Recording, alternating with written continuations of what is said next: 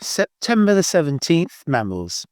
Harvest mice are especially fond of wheat and barley grain, although they have to survive on insects in hedges if they lose their nests to combine harvesters. Field mice are often seen climbing brambles for blackberries in September, but shrews ignore the harvest, preferring slugs and snails.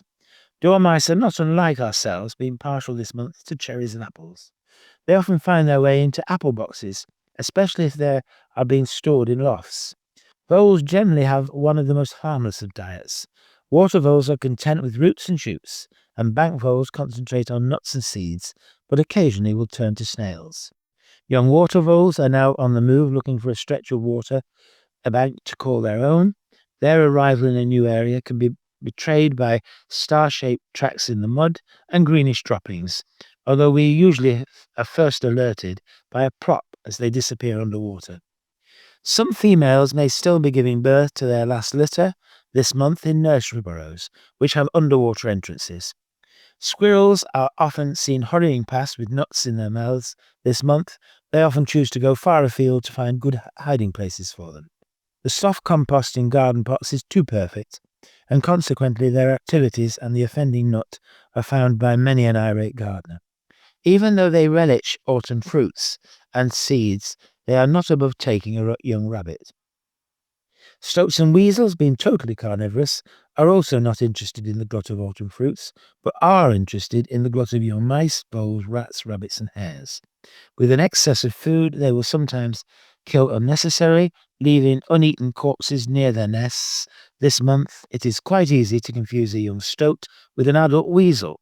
Other than the black tip on the stoat's tail, which is absent on the weasels, they both tend to move differently.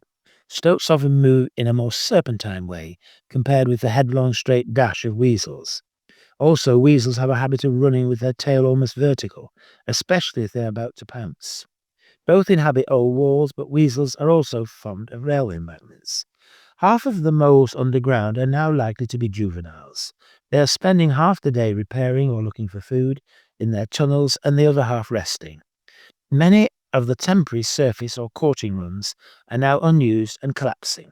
The main tunnels tend to be 10 or 12 centimeters below the surface, and straight if they are made by males, and winding if made by females. We can sometimes get an indication of where they are by any yellowing grass just above them. Any fresh molehills seen have not been created by a head pushing up through the soil, but by the strong, powerfully built paws, which have an extra bone in them to widen their surface area. Their enormous shoulders and deep breastbone carry strong muscles which are also fit for purpose.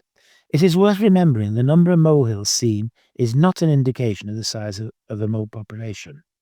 Bats are still to be seen at dusk and dawn, especially in places where there are still plenty of emerging insects, for example canals, sewage works, rivers and old traditional farms.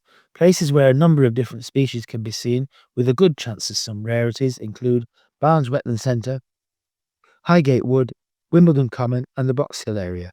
At Barnes Wetland Centre and nearby Barnes Common, a variety of bats may be seen, that is, common, soprano and Nethusius's pipistrelles.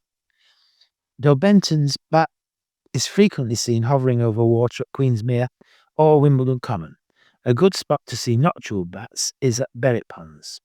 Wherever there are good patches of ancient woodland, it is worth looking out for natteras and also long-eared bats. Serotine and Leisler bats are both recorded from Windsor Forest. Like other mammals, bats have their favourite foods. For example, brown long-eared bats are particularly fond of yellow underwing moths, and noctules are partial to flying beetles. Consequently, habitat can often give a clue to what bat might be flying there. The slopes of Box Hill going down to the River Mole is always a good place to visit, and in September, the brown long-eared bats there may even be making audible sounds. If bats are heard this month, it is likely that they are either courting, mating, or swarming. Males, rather than go looking for females, tend to stay near or in their roosts and call out for females to join them.